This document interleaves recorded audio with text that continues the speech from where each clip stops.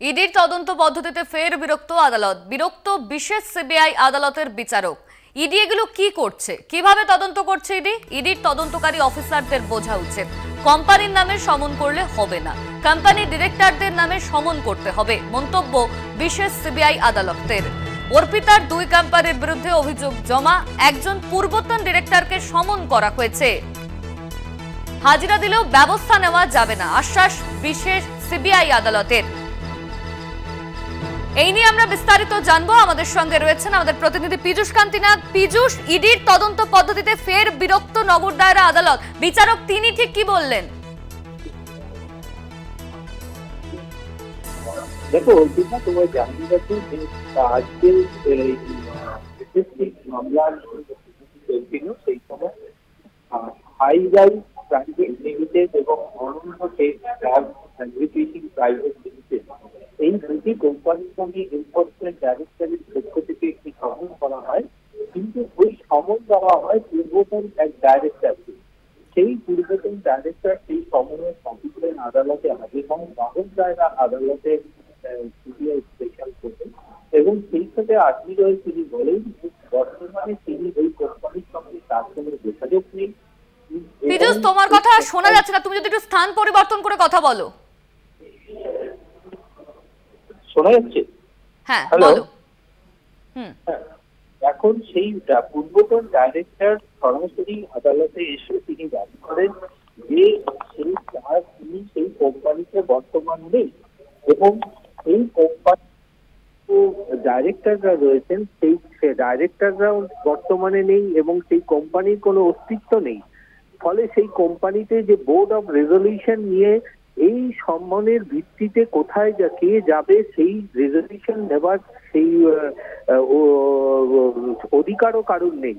ফলে এমত অবস্থায় তিনি এই সমনের ভিত্তিতে কি করে ইডির কাছে হাজিরা দেবেন, এতেই বিচারক ক্ষুব্ধ হন। বিচারক পরিষ্কার ইডির আইনজীবীর উদ্দেশ্যে বলেন যে আপনারা কিভাবে কি তদন্ত করছেন, আপনাদের তদন্তের সঠিক প্রক্রিয়া থাকা উচিত।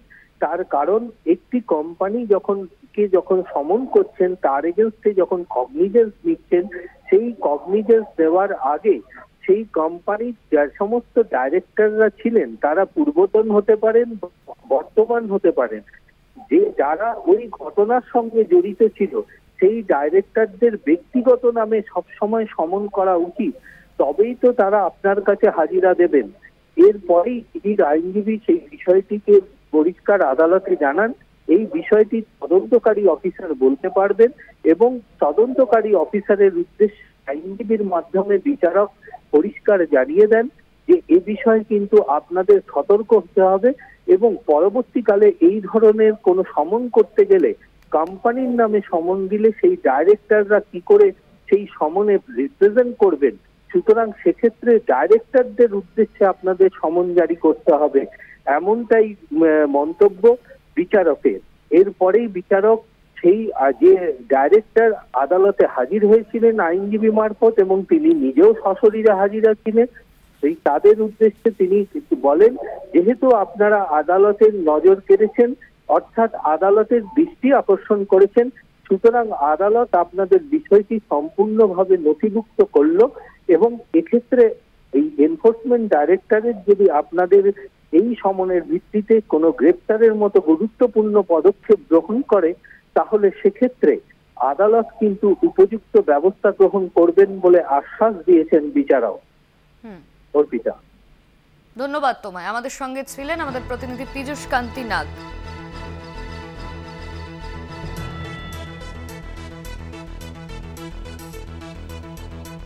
ইডির তদন্ত পদ্ধতিতে ফের বিরক্ত আদালত, ইডি এগুলো কি করছে, কিভাবে তদন্ত করছে তারা। ইডির তদন্তকারী অফিসারদের বোঝা উচিত কোম্পানির নামে সমন করলে হবে না, ওই কোম্পানির ডাইরেক্টরদের নামে সমন করতে হবে।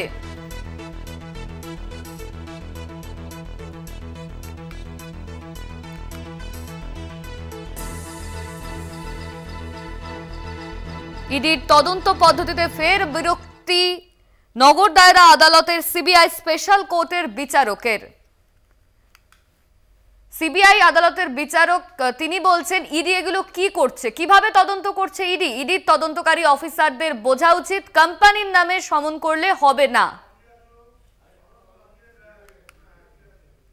কোম্পানি ডিরেক্টরদের নামে সমন করতে হবে, মন্তব্য বিশেষ সিবিআই আদালতের। বিচারকের এমনই মন্তব্য। দুটি কোম্পানির বিরুদ্ধে অভিযোগ জমা, একজন পূর্বতন ডিরেক্টরের নামে কোম্পানির নামে সমন করা হয়, হাজিরা দিলেও ব্যবস্থা নেওয়া যাবে না,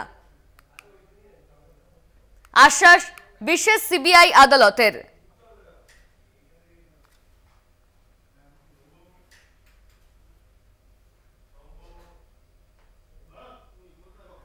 ইডি এগুলো কি করছে, কিভাবে তদন্ত করছে তারা, বিচারকের ভৎসনা, ইডির আইনজীবীদের ভৎসনা করলেন বিচারক। ইডি এগুলো কি করছে, কিভাবে তদন্ত করছে তারা, ইডির তদন্তকারী অফিসারদের বোঝা উচিত, কোম্পানির নামে সমন করলে চলবে না। ইডির তদন্ত পদ্ধতিতে ফের বিরক্ত নগর দায়রা আদালত।